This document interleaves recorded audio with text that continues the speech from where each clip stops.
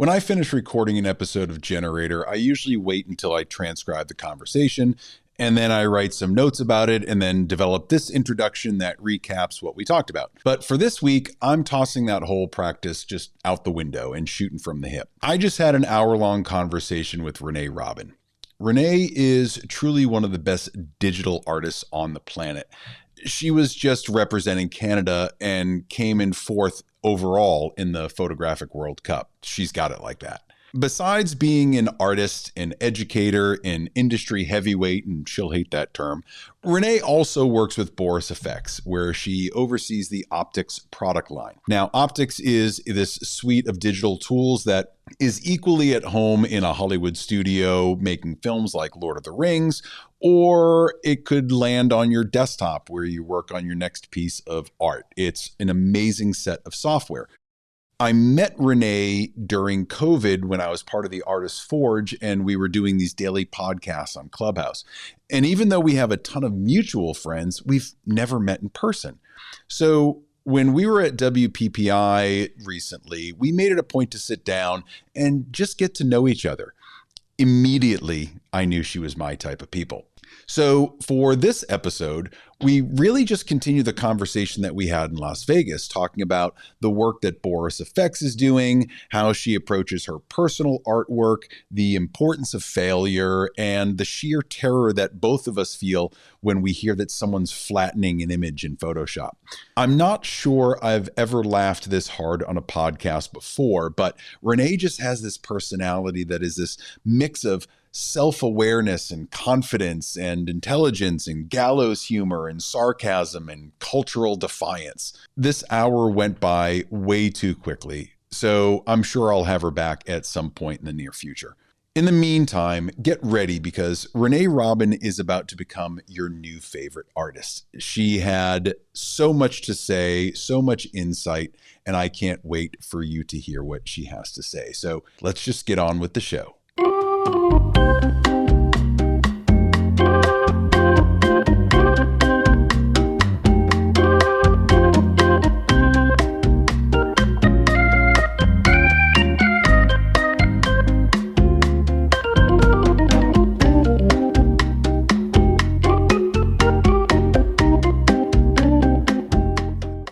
Let's get the business part of this out of the way. How was WPPI for you? How was it for what your goals were for Boris FX? Did you just see the people you needed to see? Did you get the business done you needed to get done, or were you just there to hang out? I was largely there just to see people again because it had been so long. Yeah, it was great. I mean, it's always good to make good business connections again and stuff like that, and introduce people to the software because there's a lot of people who just haven't heard of it. And so, I did demos for people and stuff like that, and like small little pods of people who were like, "Oh, I'd really like to check this out." I'm like, "Well, I happen to have it up in my in my laptop upstairs. Let's go take a look." But the biggest thing was just being able to see people again because after 5 years, man, I was just so crushingly lonely. Just so fucking lonely. So when it comes to a show, right, you're going to NAB, you're at WPPI, do you feel like enough people are aware of other parts of the creative community? For example, you got photographers that might not know what cinematographers or filmmakers are doing, or 3D artists, right? It's all very insular, these little communities that we find ourselves in. Yeah. As you preach the gospel of optics and everything that is Boris FX, do you ever get surprised that people don't know more about the products that are out there and that we all just kind of funnel into the same tools, the Photoshops, the Lightrooms and whatnot, that we all use the same tools without doing any exploration of what else is out there?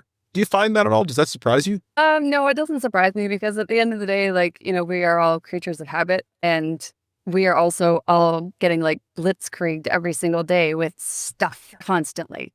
So you have to filter it out and just focus on your lane, right? Because otherwise you just won't get anything done. You're just constantly chasing what is the best lens? What is this? What is that? And then you wind up with this crippling, oh my God, there's so many choices. I can't make a decision. So it doesn't really surprise me at all that people don't necessarily know what is out there. That's why people like me exist who are just hey guys, and just pie in the face. I'm here's something really cool. You've been at this for so long, since what, like 97, mid 90s? Let's call it mid 90s, right? Thereabouts. 97, yeah. 97, right? I got into Photoshop around the same time, around 95, 96, thereabouts, after I graduated college. Yeah. So I've seen it go through all these different iterations, as have you. Is there this evolution that you're seeing in any of the products, that the stuff that we were doing years ago is circling back around? Trends, styles, usage of tools, anything like that that you're seeing from the early days when you started in fantasy to what you're doing now? Did trends come and go in some of these tools? Oh, they definitely come and go, I think. I mean, I'd be curious what you think about this too, but I've definitely noticed there's like the cyclical patterns, and there's also like, there's even the patterns in like posing and stuff like that, and like the styles of models that get cast. And I mean, like you see that like all across the board, like right now, I saw an article that came out that said, the ultra thin models are coming back in. And I was like, here we go again. It is cyclical. I mean, like the 90s fashion is coming back in again, right? And I mean, when I was younger, I loved wearing 60s fashion. So, it doesn't really surprise me that, we're starting to see these throwbacks and stuff like that. The stuff that I find is really fun is seeing the resurgence in film in like the younger generation of artists. They're having a lot of fun with like the tactile experience. I think one of the, like, I could be misinformed on this, but like one of the best selling cameras ever made, selling right now is like a digital camera that also prints off like these little guys. Yeah. And I think it's a slightly bigger version of that, but I have one in one of my bags here. I think that's really fun because like that you can apply these color presets to it and everything digitally. So you can kind of like retouch in camera, quote unquote, or color grade in camera. And then it spits out this like little print. So it's very clever, and I think that's really fun. Fuji, if you're listening, Fuji, just came out with one of those, kind of like a wide instant, and they've got that digital screen on the back so you can do some of this work. And I'm confused by it. I love it. I love that tactile thing. I love we're getting this printed. You got your one shot. I don't know how I feel about being able to manipulate it before the fact, right? It's kind of like all the stuff with film, but we still get to manipulate it a little bit in camera. And I don't know how I feel about it. I'm not against it. I'm not for it, but it just weirds me out. I'm like, are we defeating the purpose, or are we clinging to the digital side too much? I don't know. Jury's still out for me. What do you think? I think it's fun. I think it's like, it's the best of both worlds a little bit, because you get, you're basically applying like these Instagram filters. It's not super hardcore color grading or anything like that. But I mean, it's just really fun. I think whoever thought about it was thinking outside the box the right amount. It's this really great bridge between the digital world and then the print world, like the tactile experience world, right? So I think that's really fun. Yeah. So whoever thought of that, I hope they got paid well for that. For me, I like the fact that there's intention behind it, that there is that, hey, this is our one shot at taking this photo. It's going to be great. We'll print it out. It's the moment that we just experienced, but with a little bit of tweak, and I made it my style. I have no problem with that. I really like the fact that there's now less focus on digital manipulation overall for those little moments, rather than having to obsess, right? Taking the picture, then going home, and then maybe dumping it off your camera, maybe sending it to your friends, right? At least this speeds up that process of creation a little bit more. So I dig that. Yeah, just does a really nice job of like community building too, because you get to hold on to this like thing that gets to like, probably live in a box somewhere for the rest of your life. But, eventually somebody's going to open that box and be like, hey, this is so-and-so. And, 20 or 30 years ago. And that's like, it's fun. Whereas like the digital world, we lose that, right? Like I just lost my mom a few weeks ago, actually. And one of the interesting things was finding all these like boxes of photo albums, and we had photos from like family, from like generations and generations ago, back to even when photography was first kind of invented. And it's so cool to see that. And so these kind of like bring that back a little bit, where it's like you get to have something, and it might not last forever. It's definitely going to degrade, but it is really cool that this thing exists from like an entirely different era. It's always fun to go back and look through some of those shoeboxes or the albums, right? And I've been in this process of converting a lot of them to digital. Are you doing anything like that with all of the stuff that you found? Yeah, we haven't yet, but we will probably for sure, especially some of the stuff that's like we're talking a couple hundred years old, right? So yeah, it would be a really shame if if there was like a physical thing, like a flood or a fire or something, and we lost those. So definitely be looking at getting at least a bunch of them, figured out. Yeah. Let's dig in here a little bit. Why don't you give me a little bit of a top down about what you're doing with Boris FX right now and optics, what you see with the product. And then I want to dig in on why there and how your creativity is changing over the years. From the standpoint of just the listeners, what's Boris FX doing with optics? I've seen you all over the place with this. Okay, so Boris FX optics. So Boris FX is they come from, or rather, I guess we come from a cinema background. So basically, we make software for people to make movies with. And we have really, really, really good tools to do that with. And we work at a very high level. We even have effects that, we invented to work on Lord of the Rings and Harry Potter, for example. So we've been in it for a really long time. There's not a lot of movies that have come out the last 25 years that aren't running at least one of our software on some level. Everything has to be delivered at like the absolute highest quality level. And so to skip a whole bunch of details, essentially they had a bunch of tools that work in cinema, and they started building tools for photographers. They had partnered with Tiffin and created Tiffin DFX, I believe. And then that kind of turned into a few other things, and eventually wound up in 2020 launching Boris FX Optics. And this was before I was with the company or anything like that. And I just happened to find, by total fluke, this software. And I think it was a friend of mine who told me about it. I'm not 100% sure. Lots has changed in 5 years.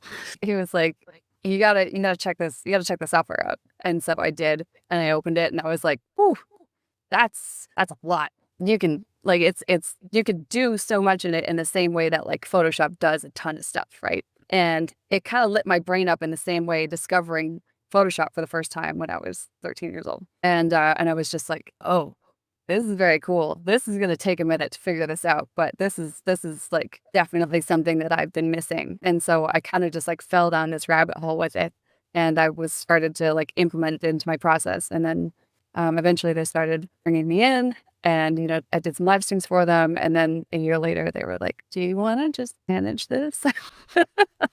And so now I was like, I don't know if that's such a good idea, because like, you don't know me very well, but I haven't worked for anyone other than you for a really long time, so I'm kind of hard to manage. But anyway, so now, yeah, I'm in charge of. I'm a product manager for the plugin Boris FX Optics, and basically it is cinema grade effects put into a plugin for Photoshop, Lightroom, and as a standalone for photographers. And it is so nerdy, and it is so fun. But it's also like, it can be like intimidating because you can do so much with it. And like I said, that feels very similar to when I was first discovering Photoshop. And granted, learning Photoshop on your own in 1997, I'm sure you can relate, was a very different experience than trying to teach yourself Photoshop now. Yeah. Because I taught myself Photoshop. I went and I found the keyboard shortcuts list online from a totally legitimate source. And then I printed it off and I memorized all the shortcuts. And that was like how I started teaching myself Photoshop. With optics, like I said, because it's capable of so much and it does so many things that no other software is actually doing, including Photoshop, that it has a way of, you see a tool and you're like, well, I don't really understand what this is supposed to do. And it's like, well, that's because, let me show you. Because there just isn't anything else that does this outside of cinema. So if you open this and you come from like an After Effects background, this is going to look super familiar. You're going to see lots of familiar terms, lots of familiar wording. The layout is going to seem very familiar. If you're coming just from photography, you're going to open it up and go, oh, okay, cool. And then like I dearly hope, and I'm working on making it a little more friendly for users, but like it is just this really beautiful playground that delivers at like the highest possible level. I actually just had the best review ever from a photographer that I know. He had entered his images in a competition and he won. He got 99s, like straight across the board. And he was just like, I think that is 100% because of optics, because of Boris FX Optics, because it is it is so detailed and so precise that he was able to get exactly what he was looking for without any compromise. And that I think is really great and exactly where the software like explodes and does a really good job. There's no better reference or testimonial for a product like that than from someone like that, right? That's winning, that is scoring high, that's making the art that they want to make. I think for someone like me who doesn't get into too much digital manipulation or fantasy or digital art, it is absolutely intimidating for me. I'll get down with some layers, don't get me wrong, but I've seen tutorials that you've done, and I've watched real digital artists, you, Anya Anti, Becca Bjorky, right? True digital artists. And it fascinates me. There's nothing that I can produce that would even scratch the surface of 20, 30 plus years of experience from you guys working in these tools day in and day out. So as a photographer that isn't necessarily a digital artist, it can be intimidating. However, the possibilities for me to expand beyond what I'm doing now are pretty much endless with it. As someone just starts to learn optics, they're familiar with Photoshop, they're in their comfort zone with digital tools. Yeah. What's the gateway drug? What do they start playing with first to be like, oh, I can start making centaurs, right? And I can start start easier than that. Like literally, where are we starting? The film tools are incredible. And the filters, so there's like the black mist filters, there's like the sub filters. They basically worked with Tiffin to perfectly replicate exactly what those filters are digitally. Cool. Like they're perfect. Mm-hmm. And then, you go into the film effects, right? And, you love your AgFet APX 400. It's exactly what AgFet APX 400 looked like. Wow. But then you can go in and you can manipulate it all. You can manipulate all of that stuff, all of those filters, right down to the size, texture, and blur of the grain based on the channel of the color that you want to do it in. So like it's there for very simple, beautiful, elegant cinematic color grading, and it does a beautiful job. We actually have a bunch of we replicated a bunch of the LUTs from major motion picture films. So we have 300 in there. We have obviously Harry Potter. We obviously have Lord of the Rings because we built stuff for them. And so all of those movie LUTs, they're not the LUTs, but it's the color grading for the style, the Blade Runners in there as well. They're all there, right? And then you can go in and you can manipulate and you can customize. And then we have incredibly good masking tools because we have a really great rotoscoping tool. And so we took that rotoscoping engine and just plumped that straight into optics. And so we have great masking tools right in the plugin itself. So if you're really nervous about it, don't worry about chasing down the details in particle illusion or anything like that. Just stick with the color grading and the black mist filters and stuff. They print beautifully. They print so nicely. That was the thing that sold it for me, was because I do test prints all the time of my work to check it. And, I'm just getting little 4x6s and stuff like that. And I printed out probably about 250 little 4x6s. And I was comparing the ones that I had used optics on and the ones that I hadn't.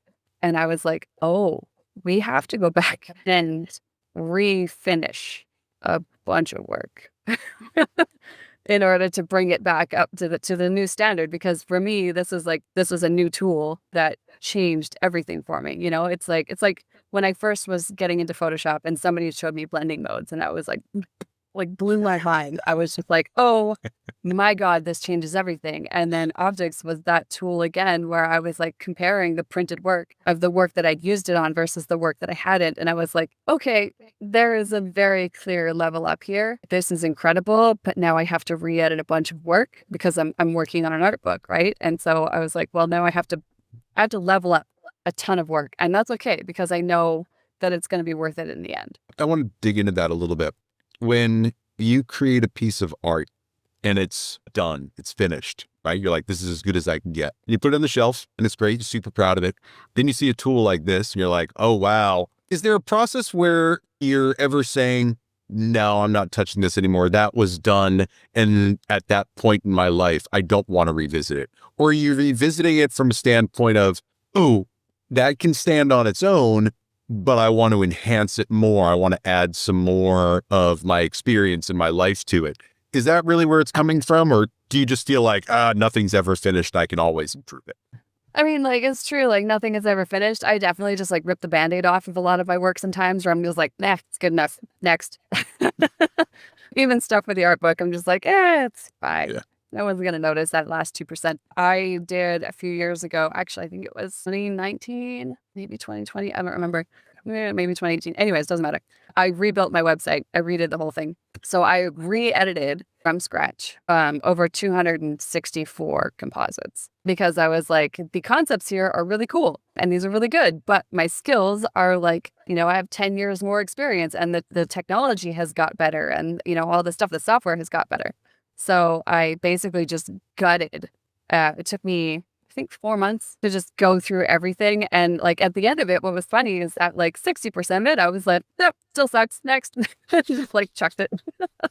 But there was a bunch of it that was like, it was given like this whole new life where I was just like, this is what I was actually wanting to create. I just didn't have the skills to do it yet. And so when I find tools like optics, I'm just like, okay. And like other times, like I don't know what I don't know, right? So I can look at my work. It's kind of like, when somebody comes to me and they're like, well, how do I make my work better? I'm like, well, what does better mean to you? Right? Like, Exactly. I need to see examples of work that you think is quote unquote better. And then how do we bring you closer to what that attainable goal is? But you still don't know what you don't know. And so I found that with my work. And then I started putting it through the paces of the software and I was going, oh, yeah.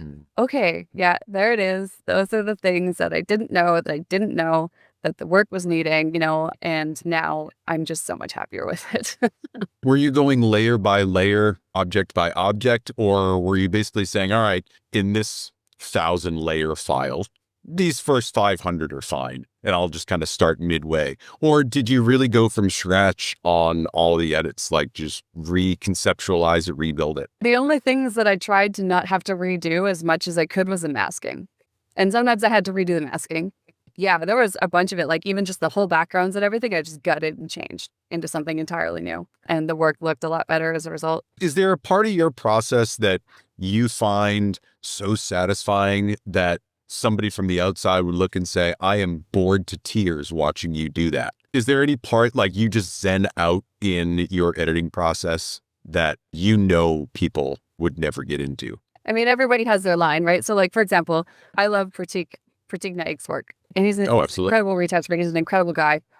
His dodge and burn work is great. Julia Kuzmenko, same thing, just incredible retouchers. I hate dodge and burning. I will do everything I can to avoid dodge and burning. I will go in and instead of spending like 45 minutes dodge and burning a face, I will go in and I will spend 2 hours masking out feathers, brush stroke by brush stroke, using textured brushes, custom textured brushes that I make. That's where I'll spend my time, making sure that that mask is like perfect. And then I'll get to the skin and I'm like, nah, it's good enough. Where it's like, and I can acknowledge that, probably my work would benefit from a little bit more time paid attention to the skin, but also like, So, I mean, we all have our thing. We all have the thing that lights up our brain, right? And I'm so grateful now that the masking tools are getting better because I also don't always want to spend 4 hours on a mask. And sometimes it can take that long, right? I want to be able to just be like, select, refine, done. If the work has a risk of going for print, and historically, if my stuff goes for print, it's going to print quite large because I print stuff for like trade shows and conventions and like clients will print the work big for their offices, then, I'm going to go in and I'm going to spend the time on that masking because if there's a masking mirror and you print that thing 40 by 60 feet, it is terrifyingly obvious, like terrifyingly obvious. I did a print a few years ago for Smug Mug. I did the backstage of the Smug Mug booth and it's one of the biggest my work has ever printed. But they picked this image of this girl and she had this headdress on. And it was super gnarly and brambly and everything. And there was like space shit in the background and stuff. And oh my God, I went through that file with a fine-tooth comb, making sure that there was no masking errors. And I was just anxiety riddled until I got to WPPI and I walked up to the stage and I looked at it and I was like, oh my gosh, okay, it's good. We're good. It's okay. Because I've had it happen one time where the client really wanted an image and I was like, guys, I made this at a workshop. It's not going to be perfect. And I didn't have time to fix it. They didn't give me the time to like, we need something tonight. And I was like, just please not this one. And they're like, oh, but we love this one. And I'm just like, let's put it on Instagram. Only it's going to look terrible because we're printing it 10 feet high. And I was like, oh, this is not going to go well. And it didn't. And I went there and I saw it and like, they had it like facing backwards and stuff. And I was like, I told you. But like now, as an older, more confident person, I would just be like, no, you're going to have to find a different favorite because this is not going to be your favorite once it gets printed big. But I was younger and a little bit less confident. And so I was just like, well, if they really want it, like, it's not worth it. So that brings up two questions for me. The first one being, you're in a coffee shop having a conversation with 1997 Renee, and you're trying to convince her that you're still cool. What do you think that she would look at your life now as 1997 Renee? Do you think that she would have predicted that you're where you are now or producing the type of art you're doing now? Or do you feel like there's even been a change between now and then? I think probably some part of her would be disappointed. She'd be like, where's the Subaru? We said we'd get a Subaru WRX. Where is it? And I feel like taxes. There's still taxes time. to the Subaru. You're going to learn about the government. You're going to learn about taxes. And then you're going to shake your fist. Yeah, exactly. Yeah. I'm going to be like, so there's these government agencies. And if you don't pay them, it goes bad. Yeah, no, taxes. There probably would be a healthy dose of that. Not the answer I was expecting, but I'm rolling with it. So the other question that I had for you in regards to software, do you feel like people have unrealistic expectations of what the software is going to do for them, right? They want to go in and click the easy button and have everything perfectly masked without spending 4 hours in it, trying to get every feather strand masked out. Do you feel like people have unrealistic expectations of what these amazing software producers are putting out? I think they didn't used to. I think since the advent of machine learning that people are starting to. Yeah. But also there's a lot of really smart PMs and a lot of really smart engineers that are working on those problems at all of these companies. And like, let's be honest, if we saw the masking capabilities of today, 5 years ago. Yeah, 5 years. We would have wept. We would have wept with joy. Never mind 10 years ago or 20 years ago, right? Like just 5 years ago, looking at how far masking has come since the advent of like, these generative programs, and that like, machine learning is a very complicated topic. And I can't say that I'm definitely all for it all of the time, but there are so many ways that it has made the mundane stuff better. Like how many people do you know? And like, there's probably some because people are people, but there's not very many who were like, yeah, I want to go to VFX school. I want to spend thousands of dollars and spend a bunch of years. And I just want to cut out somebody frame by frame in a movie. And that's all I want to do. There's not a lot of those people. They're out there, right? Like, let's be honest. But like, same thing with me. Like, I don't mind spending a bunch of hours cutting out a mask to make sure that it's perfect so that I don't have to do it again, so that I know when I print my stuff, it's going to look exactly how I want it to. Am I stoked that now that I can one click and it cuts out 80% of the work for me? I'm a big fan. So, I mean, like the thing that I always remind people if they have these unrealistic expectations is that it's never going to look worse than it does right now. Whatever it is that you're looking at, everything right now is the worst possible version right now because it's only going to get better because there's so many people working on this stuff. And I think that is like a more inspiring way to look at things like that. When, oh my God, Beksinski, I can always never pronounce his name correctly. It's a Polish artist. He's a painter and he did beautiful work. Unfortunately, he had a very tragic end. He was murdered. Long story, but just this incredible, exquisite artist. And when Midjourney, I think it was like 2 or 3 came out, all of a sudden I was seeing the machine making work that this human brain had made 30 years earlier. And it was exquisite stuff. And it was so interesting. And then, of course, you're watching all the hallucinations and everything. And people are like, oh my God, this is never going to be good. And I was like, guys, this is just as bad as it's going to get. Like, it just actually isn't going to get worse. Yeah. And sure enough, now it's like, you look at it now, I mean, the acceleration of it has been crazy. But when it comes to expectations of software, we have to realize that whatever it is that you're stuck on right now, you're probably not going to be stuck on in 2 years. Yeah, without a doubt. There's so much accelerated growth in AI, in machine learning, in just the influence of it all, right? Masking for me back in the day was the eraser tool and very carefully going, that was the level of my skill and capability, right? That was 1996 Photoshop for me. I was not good, arguably still not good, but better than I was. And I think your work's great. What are you talking about? This self-deprecating bullshit. I've seen your work. no, photography is great. The Photoshop work is kind of like mid, as the kid. I got you. Like you said, this is the worst that I'm ever going to be, right? Even I'm going to get better going on, right? So it's all experience. Yeah, I mean, until like the mental degradation happens eventually. That's good. Yeah, what were we talking about? When was the last time you created something just for the hell of it? Like 0 goals, 0 demos, just for you in particular. When was the last time you did that? I did it a few months ago. I'm actually really selfish about that. I learned because let me see here, 2015 was like probably like 10 years ago was my monster year. I've never made that much money in my life ever.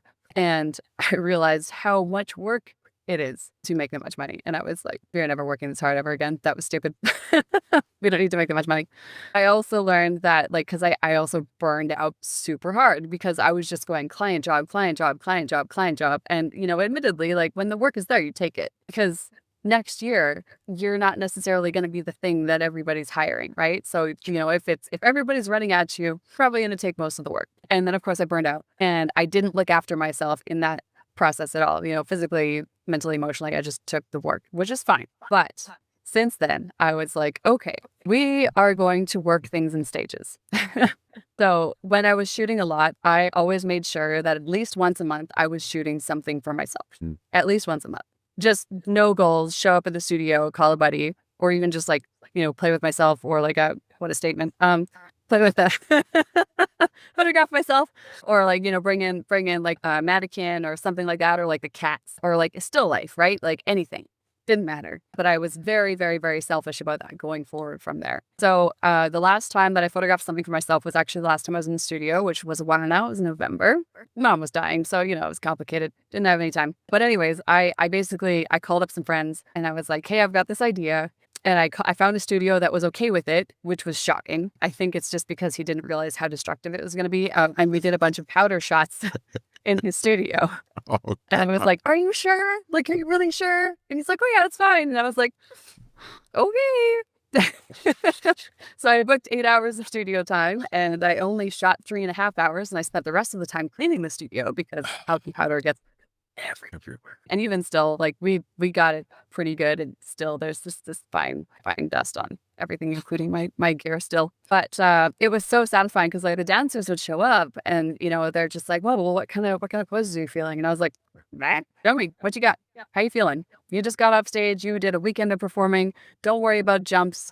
Let's just keep it groundwork. Let's just keep it casual. Let's just have fun and see what happens. I even use lenses I don't usually use. I use this really old beat up 50 mil 1.4 that I have that is I'm pretty sure it's steam powered with how slow it focuses. It's steam powered. Yeah, it's not great. I was just like, I'm just going to use lenses I don't normally use. I'm going to use modifiers that I don't normally use. I mean, it might be a total waste of time, but also to hell with it. Let's just see what happens. And so and I love the shots. They're really great. I have a bunch more to edit from them. I haven't had the chance to hop into them again. So yeah, I definitely learned from 2015 to really be selfish. And so if I was shooting a lot, I always made sure to make time for myself. What's a creative hill that you're willing to die on? What's the one thing that you're like, no matter, you're never going to convince me otherwise? That's a tough one because I thought I had those hills before, and I feel like that is the epicenter of being young and dumb and peak Dunning-Kruger, right? Is, you're just like, no, it's this way or the highway. And I've just been proven wrong so many times that I'm just at this point going I have strong opinions about stuff, but I could be totally wrong about all of it.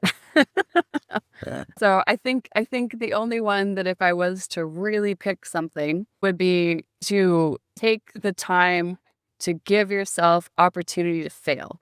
Make sure that you can make work that's bad, that no one's going to see, where you're experimenting, where high chance of failure stuff. I think it's so important because it also just teaches us how to accept failure as well, right? And, we need to learn how to do that because especially if we're working commercially, but even if you're just shooting for fun, failure is a part of it. And if you don't learn how to handle that well, life becomes a lot less fun. because the failure is going to happen anyways. Where did you fail? That was a big turning point for you. Oh my God, there's so many. There's so many. Oh, no, I know. I have the list. I just want to see which one you would pick off of it.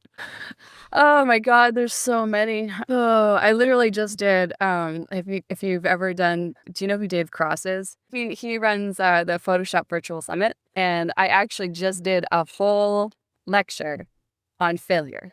And I totally forgot that Dave didn't want it, and then I delivered it anyways, and then after I sent it, I was like, ooh, so that's a fail.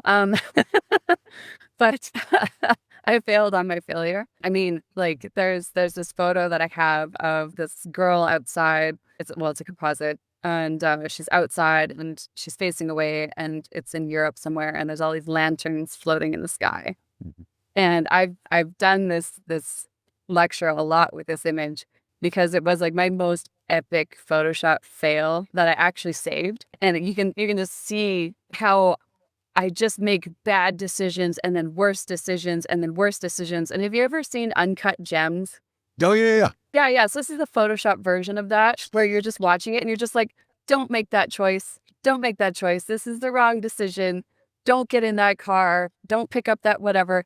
I did this whole Photoshop file all the way through. And then I finally got to the point where it was so ugly. It's just like unredeemably ugly as hell. And I just like backed away, and I was like, okay, Photoshop, you and I are going to take a breather, because like, holy shit. And I came back to it. I don't even know anymore if it was days or months later. It was a while. And I was like, okay, we're just going to try this again with a cleaner head. And then sure enough, it came together in like, 10 layers, as opposed to the 40 some layers of just like abysmal awfulness. I have this point, and I don't know if you have this. I find that a lot of digital artists, we have like a line when we start to notice that shit's going off the rails. Can we swear on this podcast? Oh yeah. Okay, we're good. I've been holding back. Well, I know. I've been very impressed. So for me, that line is when things start to get crushed, or not crushed black, but that like flat black, where you like lift up the black a little bit too far. And then it goes this like nasty magenta, like not like a nice magenta, like a nice sunset. It's just like some unicorn is just vomiting magenta rainbows all over my image. And every now and then when I'm working on an image, actually the image on the background of my computer screen right now was these like fighting dragons and all this kind of stuff. And when I was working on it the first time, it started going the magenta way. And I was like, whoop. It's like, that Ralph Higgins meme of like, I'm in danger. That's my warning signal to like throw up the white flag and maybe just get off the computer for a bit, have a nap, try again in 10 minutes. Yeah, the magenta is my like, oh shit line. And so as a result though, now I really try to make images with magenta, and 99% of them fail because it just can never make that color palette work. But every now and then I make it work, and it's not great, but it's not unicorn vomit. It's so funny how we all have a place that we get to where like, oh my God, this is going to be such an epic image. This is amazing. And then that little bit more, right? Turning it to 11, we just screw everything up. And now straight in the ditch. Yeah. Straight in the ditch. Right. And then for some reason you flatten the image, and now you can't go back. Things just, I don't do that. I don't hate myself that much. Oh God, I heard Pratik one time say, like, it was one of his retouching seminars that I was watching, that he'll go along and he'll flatten certain times. I'm not saying he does it all the time, but he'd mentioned, he's just like, yeah, just go ahead and flatten it. And there was this collective gasp in the crowd, just like, oh, you mean you're gonna have a destructive edit? And he's just like, Blasphemy. Yeah, like I'll merge up, but I don't flatten down. I'll merge up all the time. I do that all the time because I work in like Adobe Camera Raw, and then I work in optics and like all this stuff. So I'm constantly merging up. My PSD files are like way too bloated for those reasons. But yeah, I never flatten down. I always, I know a couple digital artists where they're just like, oh, I just want my file size to be smaller, so I'm just going to merge down. And I'm just like, my heart, like, oh God. Like, what do you? Yeah, exactly. Like, do you understand what you're doing right now? And they're just like, yeah, but I just want my computer to run faster. I'm like, save it, open a new file. Start from there. Never flatten, you heathen. Yeah, just it's nothing other than I think it's age and wisdom. All of these gray hairs are lessons for somebody else that I haven't taught them, right? And I just kind of like, all right, no, you go right ahead. You flatten that right down. Let's see what happens. Go ahead. Yeah. I'm just going to watch this from over here. I'm impressed. I'm impressed by people who are brave enough to just be like, yeah, I think I'm just going to flatten this. I'm just like, God damn. Like, do you finish your taxes on time? Is that also how you're wired? Like, I'm so impressed by that level of commitment to just be like, yeah, decision made. We're good. Just like, God, I don't even have that level of commitment finding a parking spot. Like, and you're just like, yeah, I can flatten like 10 hours of work. No problem. Like, I don't have that level of confidence in myself with anything. yeah, With no, anything. 0%. Yeah. Like I intentionally go out and like all the shoes that I buy for winter, I get them resold because 99% chance whatever I've bought them with are not going to be good enough. I'm going to wipe out. Like my level of commitment issues with anything straight out of the box, especially flattening, is just, it's bad. It's bad. It's not good. All right. So removing commitment from this question, removing commitment before you go into a big piece of work, be it personal or commercial, right? Commissioned.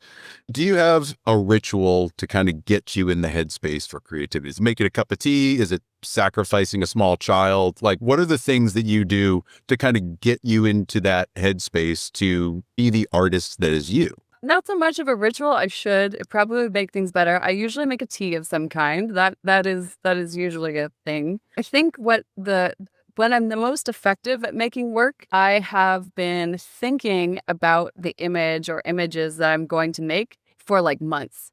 And so they're just like bubbling and boiling on the back burner in my brain and some of them for years, realistically, some of them for years. And I'm just like constantly adding these like little small ingredients here and there, going like, oh, that's really interesting. You know, like that piece of software, like we could do that. Or like, oh, I met this person and they would be really good for blank. And I basically have like 10,000 little burners in the back of my head that are all bubbling like a whole bunch of ideas all at the same time. And then eventually one of them, the pot gets full enough and I'm like, oh, it's time to bring that pot forward. And it's time to start like, you know, playing with it and like sticking an immersion blender in there and going, and just like smash all these ingredients together and see what comes out and see if it tastes any good. It smells good, and then every now and then it tastes like dog vomit, and like I said, it's a total failure. But but I'm digging the whole ninja fruit blender approach to art. Like really liking the protein check version of this. Yeah. I mean, it's like I said, it's kind of like building soups. You know, it's like I just have all of these different pots of different sizes and shapes with different ingredients in them, and I'm just waiting until I think I'm like, oh, I think I have enough ingredients in this one now that we can like pull it forward. And we can make something of this. And then so, you know, then it becomes the scheduling thing. And then it becomes a shooting thing. And then after the shooting thing, it becomes an editing thing. And so I try to, this is one thing that is as much of a ritual as I can. 100% of the shoots that I do my very best to deliver at least one image same day of shoot. Oh, interesting. So I won't necessarily make it like a composite or anything, but like, you know, coming from the modeling side, I know what it's like to be like really excited about a shoot. And then sometimes it takes a while to get images back, especially if it's like client work where it's like, oh, this is going to come out in 6 months, or, you know, like there's just a million reasons why work takes a while to get back to you. And so I know what that feels like. And so I always try to make sure I get somebody something, even if it's just like color correction and sharpness, like same day, so that they have something to be excited about and something to kind of hold them over. You started modeling when you were what, 13, 14, thereabouts? Yeah. Did you get out, or are you still doing any modeling? I still do some very rarely here and there, but let's be honest, I like my cheeseburgers and stuff. And yeah, I'm not in peak shape, and I'm fine with that. I'm not even going down that road, right? So yeah, really, it's got to give you such an insight, because you were just mentioning this, right? About the psyche of a model, right? Someone coming in and wanting to see that end result. Do you feel like a lot of what you learned in those days of modeling has influenced you, not so much necessarily in your art, but in the way that you can act on both sides of the camera? It gives you that insight that a lot of people don't have. What are some of the things that you learned from all of that now influences how you're making your art or working with models? I think it's more so working with people. I work really hard to make sure people feel seen. So like, for example, I was doing a shoot with a friend of mine, and they are a drag king, and it's so fun. I love working with them. But I noticed while we were shooting, their energy kind of shifted, and I was like, interesting. And the outfit I thought looked great and everything. And I just asked them, I was like, hey, I know the strategy shifted. How are you feeling about what we're doing right now? Would you like to change anything? And they're like, oh, no, it's good. And I was like, are you sure? Because it's totally okay. Like, this is just a photo shoot. We don't have to change. It's just pictures, man. We can change it. Let's change it up. And they were like, actually, you know what? I really appreciate that. I would really like to change it to something else because I thought I was feeling this and I'm not really. And I was like, cool, let's do it. I was like, I don't care. They're like, oh, you're sure? And I was like, dude, these are photos. I was like, I want you to feel great when we're working together, whatever that is, whatever it is that we're working with. I'm also I try to be very careful about how I ask these questions, but I will ask people straight up, like, hey, when we're working together, are there any parts of your body that you were insecure about that I need to be aware of? Because if there's something, whatever it is, like, let's say they're saving up for a nose job, right? And they're like, oh, well, I'm not really, whatever. I'm like, cool, just tell me, I'll work around it. And I realize I have the benefit of being a woman, so I can ask those questions and it comes off a lot less threatening than sometimes it can for other people. But I'm using that because whatever, life is unfair. As a result, though, I'm able to be able to be a little bit more blunt with people and just say, like, look, I want to make sure that you feel as good about this as possible. Like, and this is for everybody. Like, we're talking like pro athletes, pro ballet dancers, right down to like mom who just had her third kid. I'm asking these questions because there's people out there where, if I'm looking at them and I'm putting my opinion of them on them, or not necessarily my opinion of them, that's not the right word, my opinion of my insecurities on them, right? So saying like, like I like to eat a few too many cheeseburgers these days, right? So like, the abs are kind of not looking the way that I would like them to. Then my assumption is that like mom who just gave birth to a third kid maybe is feeling a little bit like less confident with that. But then turns out, and this is a true story, she didn't care. She was just like, man, I just had third kid. She's like, that's what it looks like. Let's do this. And I was like, nice. Awesome. Right on. That's great. But it doesn't, I really work to not assume what people's insecurities are. I really want to make sure that people have the opportunity to feel safe, to express any concern and to change their mind because, like, again, it's just photos. Who cares? I try to work with my clients in a similar way to talk to them about the fact that, we are not creating world peace here in the studio. We're here to have some fun. We're here to make some images. At least asking the question or approaching it and saying, are there any insecurities do you have? Do you have any hangups that I just need to be worried about? Because we're going to be moving quick and I want to make sure that, at the end of this, I don't have 75 pictures that you're just going to look at and hate the way that you look. Yeah, I never say like, hey, I noticed 5 things about your nose. Which one do you hate the most? Right? You can't act it that way. Don't do it that way. That's do it totally that the wrong way. Worse. That's totally the wrong way to do it. Yeah. Right. Yeah. But I think if you can build that little bit of a connection and ease the pressure off of people, right? And I'm not even talking models because a lot of times they are pros and they are going to be able to work in kind of uncomfortable situations, but they're also good enough to speak up when they need to. Most muggles aren't going to do that. So the civilians that walk in and are getting their branding photos taken for the first time, it's probably the first time they've been in front of a camera in years and years and years, if ever.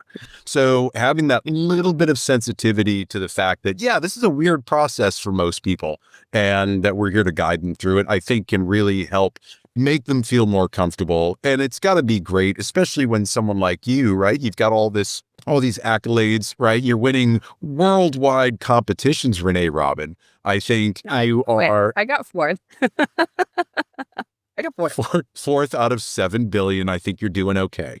So, but people see that you're at a certain level of your career, and I think their expectation is going to be, I have to act a certain way, I have to do a certain thing, I have to do everything that she says.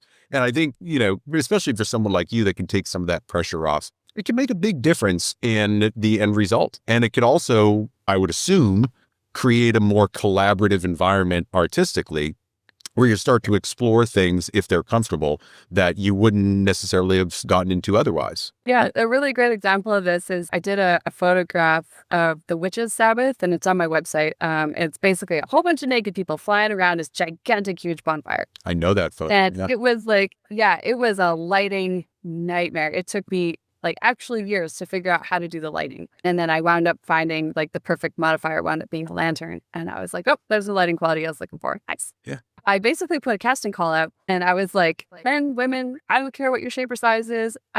Doesn't matter to me. Just got to be comfortable. They're going to be naked and you're going to be jumping. So you got to have like joints that are capable enough to hop. And outside of that, I don't care what you look like, because this is like a celebration of humanity. And so I had a few people show up, one in particular who she had never been photographed in her entire life before. It was this like really great experience because I shoot everything tethered onto the computer screen, and I'm just like, look, if there's anything here that you really are not comfortable with, I will instantly delete it and it will never exist ever again. Right. No pressure. And I do that for everybody that I photograph. If there's ever a photograph where they're just like, oh God, please delete that, I'm like, yeah, I got you, because that's why we're shooting tethered. And then she had a couple of like, retouching questions for me afterwards. She's like, like, I'm not really comfortable with like, how my stomach looks here. And I was like, yeah, I got you. I don't care. Like, I want to make sure that when you're like an element in this image, that you can look at that and be like, hell yeah, that was me. That was awesome. And I love that. Right. And that's the kind of energy that I was looking for. And especially for people who had like never been photographed before. Some of these people I'd never even met before. I haven't even seen since. And I'm just like, hey, show up to the studio for 20 minutes, strip your clothes off and jump around like a fucking lunatic. And then like, I'm going to composite this stuff together over the course of like, 4 weeks. Hopefully it won't suck.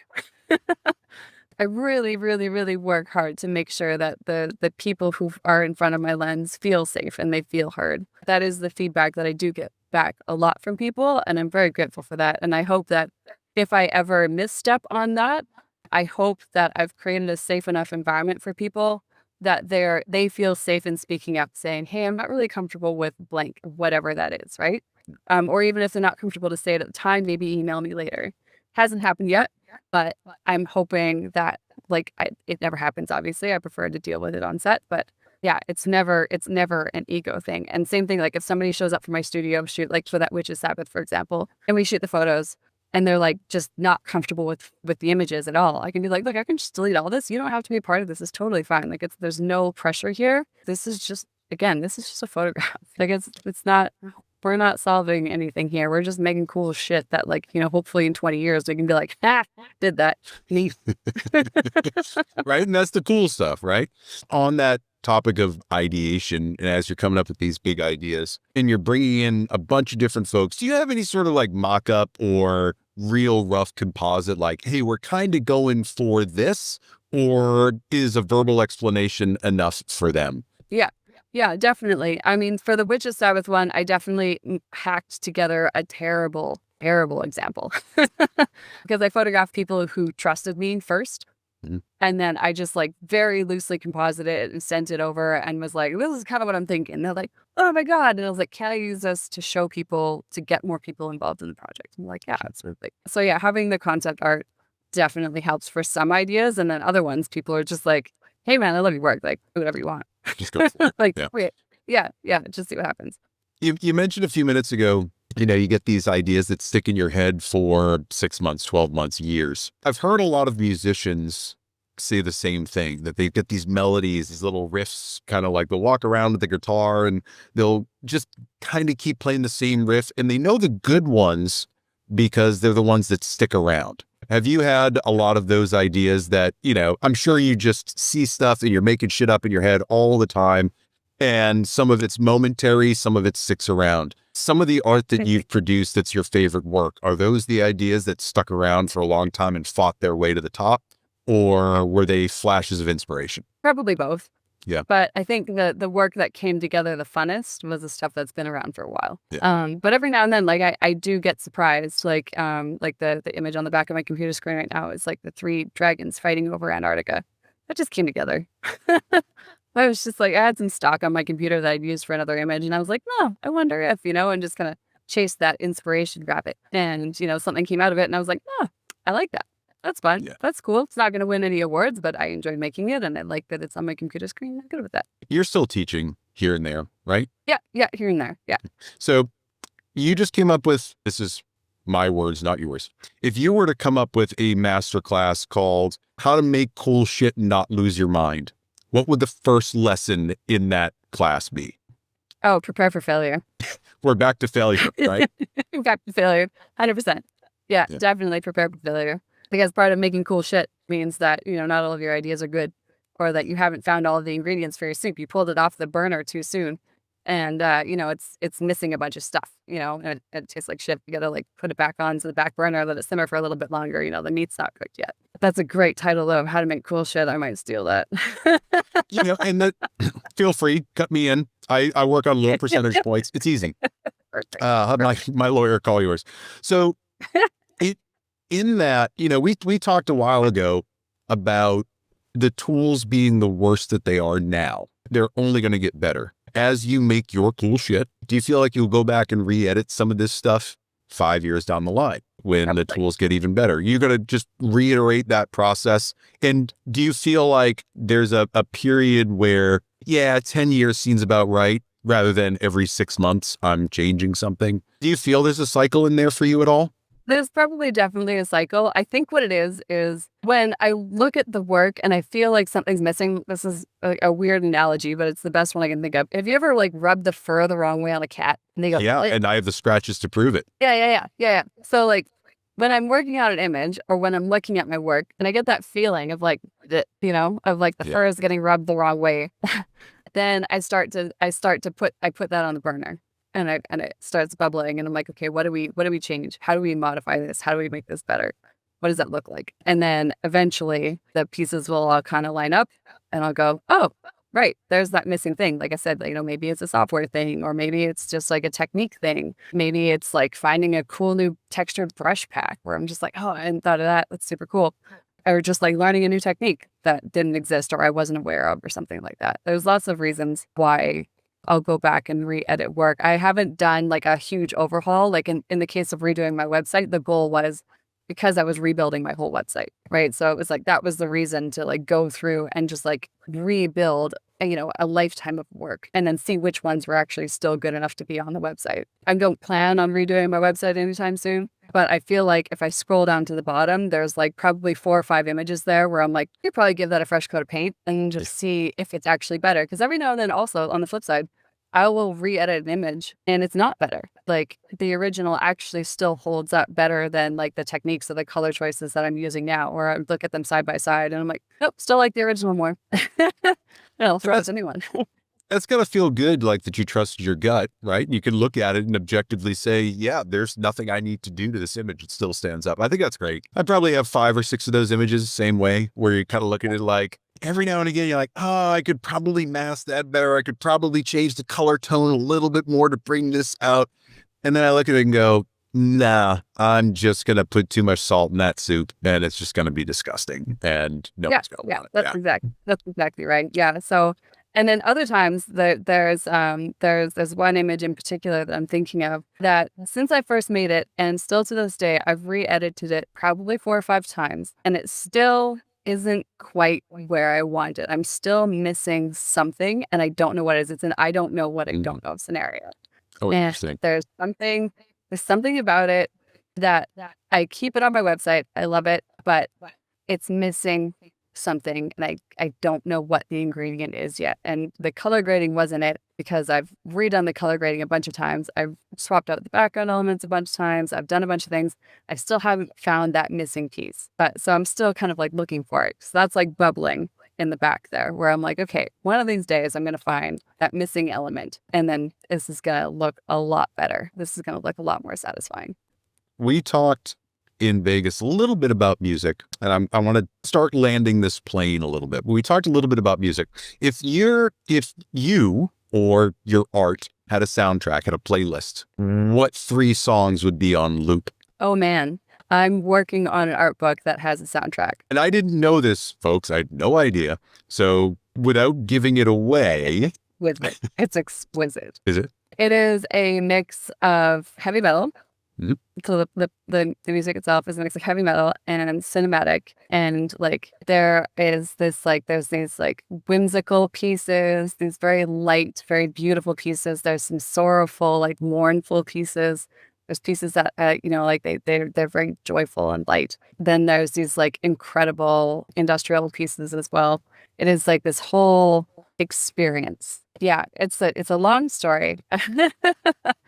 I can't wait to make it live, to start doing the crowdfunding for it and everything and getting it printed, because it's an augmented reality book at the end of the day. It's blending the things that I love so much is, with technology and art and emerging technology, which is the augmented reality space. Everybody's talking about AI. And I'm like, no, AR is this monster staring at us, from just over the ledge, just over the next hill, right? When we stop paying so much attention to this AI stuff, AR is coming down the pipeline at us hard and fast. And I'm really excited about that. So yeah, as far as music goes, I would say cinematic with some heavy metal, a little bit of industrial would probably be where it sits. But again, there's these light, whimsical, beautiful moments as well. So I'm always interested in hearing what people hear in their heads when they're making their art. So the cinematic, the Braveheart meets Trent Reznor thing that you have going on in your head, I think is fantastic. I started using Crumple Pop because you told me about it versus Adobe Podcast. I wanted to do the comparison. So I've been doing the comparison over the past week or so, throwing a bunch of different audio at it.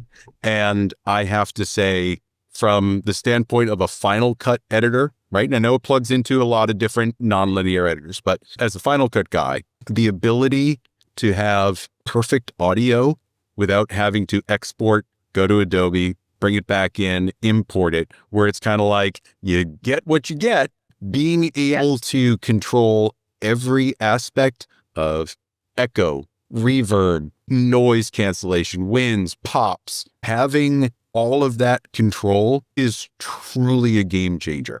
So I'm telling you, man, Boris FX, we make software for control freaks. That should be our tagline, software for control freaks. It really should, because it did change a lot for me audio-wise. Yes. Love it. I love to hear that. Quickly realized that I'm running an M2 Mac Mini as my desktop. Right. So I got it. It was hot shit for 12 minutes. They came out with the M3 and then the M4. Right. And I found that it's a little resource intensive, but if I let things render and then listen through, everything sounds great. So if I'm trying to edit and do background renders and process at the same time, just letting people know it's a resource intensive thing. But the fact that I was able to cut at least a half an hour, 45 minutes, an hour out of my workflow instead of having to do everything through Adobe and back it's worth its weight in gold. And for the subscription price, it's a no-brainer. It's an absolute no-brainer. So I've got an article coming out about it. I've got a video coming out about it, and I continue to throw different pieces of audio at it, and it has not failed me yet. Yeah, thank you for turning me on to that. It really is an awesome, awesome tool. Oh, incredible. Yeah, we'll have to get a real quote for you for the website. Yeah, without a doubt. We're going to talk about augmented reality. That's a whole nother hour. I got a lot of thoughts there. It's already so much part of our lives. I just really want to see where we start to push it creatively. What are the things that we can use with it, right? All right, so moving on to the rapid fire portion of the show. I don't know if I've ever done this before, so it's really not a part of the show, but I figured I had you and we can just kind of run through some of these questions. I'm going to read a list of questions.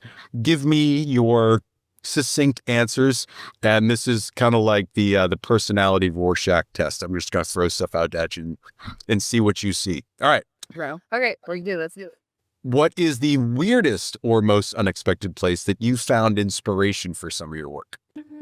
Weirdly, probably some very strange rabbit holes on AI stuff. Every now and then, like most art, there's a lot of derivative bullshit out there that's not interesting at all. And every now and then, like. Do you find, I remember way back, and when I was first starting getting into visual arts, I was a deviant art guy. Do you find some of that's finding its way back? We were talking about trends at the beginning of this. Do you find some of that work is starting to come back into the mainstream? I actually have an idea for a shot that I'm going to work on hopefully in the next few months here. That is, anybody who looks at it who is around in those DeviantArt days is going to be like, oh, there it is. And I'm literally going to hit that trend as hard as I can in the face. All right, cool. So it's not just me. Yeah. Cool. Very cool. Yeah. All right. No. Do you have a personal conspiracy theory about creativity of the art world that is solely yours? Probably not. Do you have any conspiracy theories? Yes. Will I say them publicly? Fair. All right. Put a pin in that one. We'll save that for later. If you could start your career over completely in an entirely different industry, what would it be? Fun. I feel like that's what I did just now, like getting into software. Yeah?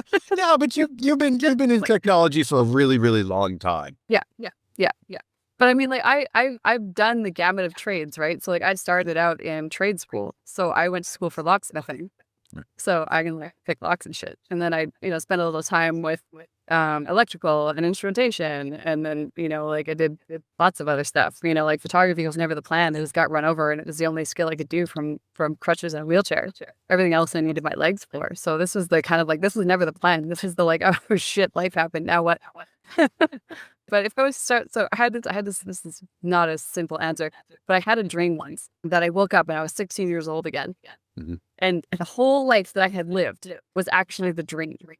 That I remembered everything. And then I was just like, oh Christ. I was at home living with my mom again. And I was just like, no, you've got to be fucking indie. I was like, oh my God, no. Like, I gotta do high school again. Like, oh, it's the worst. It's gonna suck. And I was just like, I still remember how to do everything. I was like, I'm gonna crush the shit out of this. I was like, and so I basically like in the dream, like started planning like how to move to New York in like 1997. This can wander into pot talk really quickly. So there's so much in there that I want to just deconstruct. I'm like, you pick locks, you're building Linux distributions. Like, when were you a black hat hacker? Was that like 2001 to 2005? Because we'll just set that aside. But secondarily, like, the multiverse, now we start to get into our dreams, just our way of recharging our body while we visit another universe. And were you in this 1997 New York? And are you going to high school again? And we could explore this for a long time, but I am not nearly under the influence enough to have it be a coherent conversation. Yeah. We're going to revisit that one too. All right. So title for your body of work. I'll give you mine for what I see in your work is like building worlds from wreckage. But if you could have a title for not the art book, but your body of work, what do you think it would be? Honestly, it would be the title of the book. It would be tribute because it's a tribute and a celebration of all the people that I've had the opportunity to know and to work and collaborate with over the years. When's the book coming? Yeah, hopefully sometime this year. I mean, that would be great. Yeah, I would love to get it out sooner than later. I just got to set aside the time. I got to finish taxes first, and then wrap up a couple client edits, and then once that's done, then it's book all steam ahead. So I can't wait to see that because just how you're talking about it kind of gets me excited. I'm noticing that friends of mine are starting to drop these art books finally, right? It's no longer just, hey, we're using Instagram. No, we're going to start publishing bodies of work. And that to me is really exciting to watch friends do that. Nino just did one as well. He did his book. It looks amazing. I can't wait for yours. There's so much opportunity for us as artists now to self-publish, not have to wait for a publisher or a gallery to put something out. And we can do it in the ways that we want to. I know Parker Pfister sent me one of his books a few years back, and it was beautiful. Everything was so precise, not only the work, but he wrote poems and short stories for every single image. And there were these graphic elements carried. No, but I'm just saying, like, everybody's got all these facets. Right? Yeah. So you're doing the same thing with artwork in sound and augmented reality. So I love that we're able to create exactly what we want and then get it out in the way that we want without being beholden to corporate overlords. The only thing that I'm debating is putting out what I want to call the little book of grief ahead of time to get it out of the way. Because right now, like, the book was originally supposed to be a celebration. I was building it with a friend of mine, and unfortunately he passed in 2021. And so the project went from like a celebration of the two of us to like, and the community to like, I'm carrying this project for him now as well. But of course, in that time, then, I lost a lot of friends in COVID, and then to like, motorcycle accidents and suicides and accidental overdoses. And then of course, just 8 weeks ago, I lost my mom. So I feel like I need to get that heaviness out of the way, so that I can let the book be what it was originally supposed to be right now it's like I love the writing that's in it, but it's so incongruent with the artwork that's there. I feel like I might have to just like put out these like little tiny essays with like little pieces, just like make a tiny little book, nothing too crazy. And, just like get all of that sticky black stuff out so that the book is allowed to have the wings that it was supposed to have to begin with. How do you process? Slowly. Do you? Yeah, well, I mean, some people will take it from the creativity standpoint. They have the idea, they make the thing, and then it's not obsessing them anymore. It's just they're able to part ways with that idea or that emotion that was driving them. Your processing of grief, of tragedy, of trauma, of gratitude, as you process these things into your artwork, do you feel like the saturation of that emotion diminishes over time, or do you feel like being able to put it into artwork allows you to revisit that anytime you want and have that without carrying it around? So that's funny is that I've rarely put my emotions into my artwork ever. Interesting. Yeah, I've only ever put it into my blog. And I rarely update that ever. I mean, I think the last time I wrote a blog was literally years ago. The artwork has never been a place for like what I feel to exist. It's always just been a spot of just like, oh, let's go make some cool shit. And I like that. I like that it forever gets to be like the sandbox and the playground, and it doesn't have to carry all this emotional weight. I'm not Kirsty Mitchell. And I like all the respect and love to that woman in the world. She's incredible. I have her book. She's just a gem of a human being. For me, the visual work has never carried that for me.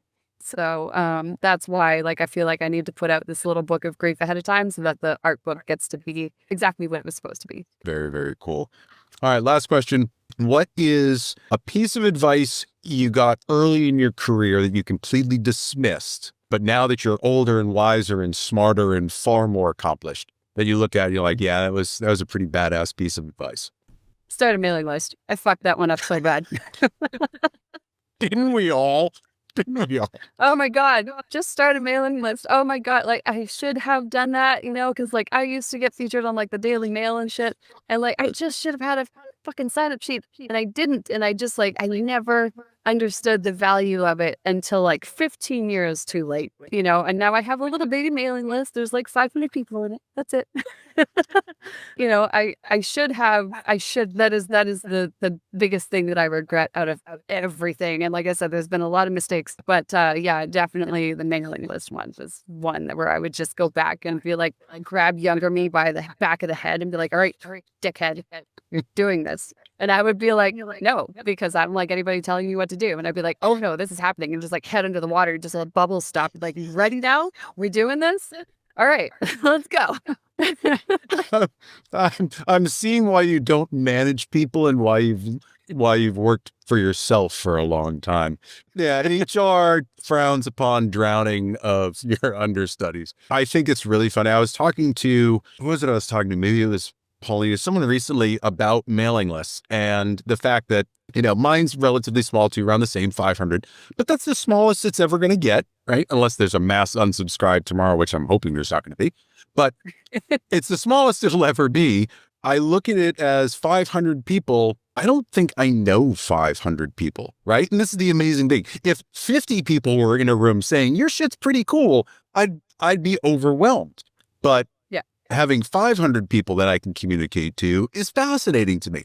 I don't know what point you get to with a mailing list where you now realize I'm going to start sending email to this list every day and see how many people I can get to unsubscribe. Because it seems like there's a tipping point. Like, oh yeah, no, I love hearing, why is she sending me something every single day? And I just don't have that much to say. That's the part that I don't understand. I'm just like, what is driving you? I'm fascinated. I want to know. Like, I had a talk with Aaron Nace. Right? And I had a chat with him, and I was just like, how do you come up with so many ideas for tutorials? I was like, I can't. I wrote in my blog the last time was years ago because I can't think of anything to say, let alone like what I want to do for tutorials. And I know that it's just a muscle that you flex, kind of like, like you just have to do it more, and the more you do it, the more you're gonna you activate your reticular activator in different ways. And you start seeing patterns and you start noticing things, and it starts. I know how it works.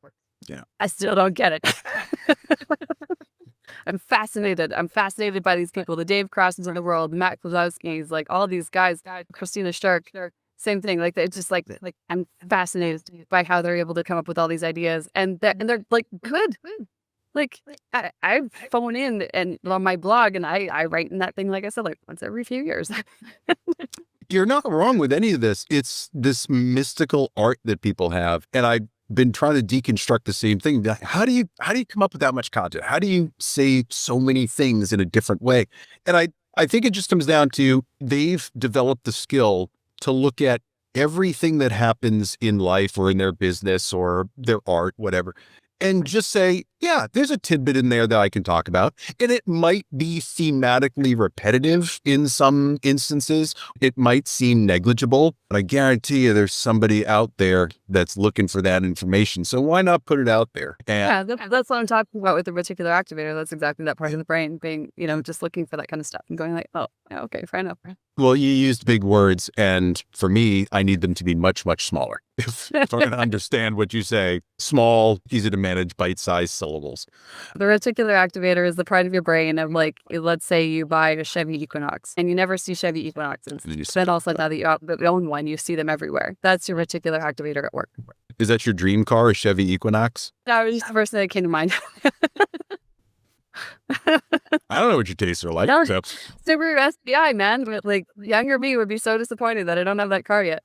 Older me has realized, though, that, like, if I get one flat tire, I have to change out all 4 tires, and that's like $1,500. And I'm just like, it's too much work. Were you like a rally chick? Like, did you want to do forest rallies in a WRX or street race? Was that your thing? I mean, it's just really fun to drive in winter up here. Yeah. And every now and then I love to drop a vehicle sideways on winter roads and nobody else is around, and it's kind of a good time. No, it's great. I did a rally course. There's a rally racing course in New Hampshire called Team O'Neill. And I was writing for a magazine a couple of years ago, and they sent me to this for a 5-day rally driving course. It was, like Ford Escorts, and then it was rear-wheel drive BMWs, and it was all-wheel drive Subarus. It was gnarly. It was the most fun that I've had, just whipping stuff around this mountain course. You'd love it. You'd absolutely love it. So fun. I'd be totally down. I would be down to just be a passenger bunny on that too, to just be like, hey, pro driver, let's show me. I was like, I will drive this, and you're all gonna laugh at me because, like, I don't want to roll your vehicle. But it's so fun. I don't know if anybody listening has ever had the opportunity to be the passenger of a professional driver. It is like the most wild roller coaster you've ever been on your entire life, except there's a chance you could die, which is different from roller coasters, because most of the time you're not going to die on a roller coaster. Well, these guys that were teaching it were, pro rally drivers, and they're spinning this, right? And they're drifting sideways, and they're looking at me talking, you just have to keep your left foot on the brake the whole time. And I'm like, can you focus? Can you just focus here a little bit? We are going a direction. It'd be super great if your eyeballs would go the direction. Great. I'm holding the roll cage, just trying to hold on for dear life. That 5-point harness, man, it gets you every time. On that note, where can people find everything that you're doing both professionally and personally? For my own personal stuff, it's reneerobyn.com and some version of Renee Robyn, Renee Robyn Photo, or Renee Robyn Photography on pretty much everything. You'll find me there. And then from the optics side, it's Instagram at Boris FX _optics is us on Instagram. And then, of course, we have the YouTube channel, Boris FX channel, which we have all of our motion graphic stuff and audio stuff. And then, of course, all of the optics stuff is in there as well. So yeah, that's pretty much it. And then, of course, if you're brave enough to follow my personal page, just know that it is my personal page, and it is a dumpster fire, as you well know. It was wonderful to look through it. And I'm going to... So cool. So you're going to NAB next week, you said, or is it end of this week? This Friday. Okay. Should we be looking for anything coming out of NAB that you can tease here? Or is it just more of you doing your job and, shaking babies and kissing hands? And is that the phrase? I don't know. That's not the thing, right? That's the phrase. Oh, okay. No, NAB, similar to WPPI. I mean, I'm just I really needed the inspiration after the last 5 years. I want to see what the technology has done because, like, yeah, the people have changed, but also so has the technology. And I can see it online and I can read about it and I can watch, but it's a lot better to be able to have conversations with people face to face and be like, all right, so I haven't worked with Intel in a few years. Like, tell me about what are you guys doing? What's going on? Like, it's been 5 years since we've had a conversation. Let's do this.